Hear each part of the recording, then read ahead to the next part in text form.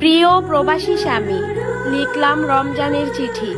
বছরের পর বছর ওই দূর প্রবাসে থাকেন, কোনো একটা রমজানে আপনি বাড়িতে আসেন না।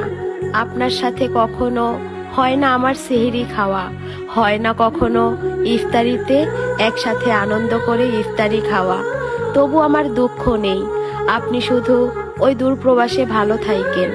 আর একটা কথা, আপনার যদি অনেক বেশি কষ্ট হয় কাজ করে রোজা রাখতে, তাহলে আপনি রোজা থাকিয়েন না, শুধু নামাজ পড়িয়েন। আপনার রোজার জন্য আমি আল্লাহর কাছে মোনাজাতে বলবো, আমার রোজার ভাগ যেন আল্লাহ আপনাকে দিয়ে দেয়। খুব ভালোবাসি আপনাকে, আপনাকে ছাড়া মৃত্যুর পরে ওই জান্নাতেও আমি যেতে চাই না, কারণ আপনাকে ছাড়া যে আমি বড়ই তৃষ্ণার্ত। এই পৃথিবীতে আপনাকে ছাড়া বছরের পর বছর আমার থাকতে হচ্ছে। আল্লাহ যেন ওই পরকালে আপনাকে দিয়ে আমার তৃষ্ণার্ত হৃদয় পরিপূর্ণ করে দেয়। সবসময় আপনি ভালো থাকবেন ওই প্রবাসে, কারণ আপনি ছাড়া এই পৃথিবীতে আমার আপন বলতে আর কেউ নেই। সবসময় ভালো থাকেন, শুধু এই কামনাই করি। আমার জন্য দোয়া করিয়েন, আমি যেন আপনার একটা ভালো স্ত্রী হয়ে মরতে পারি।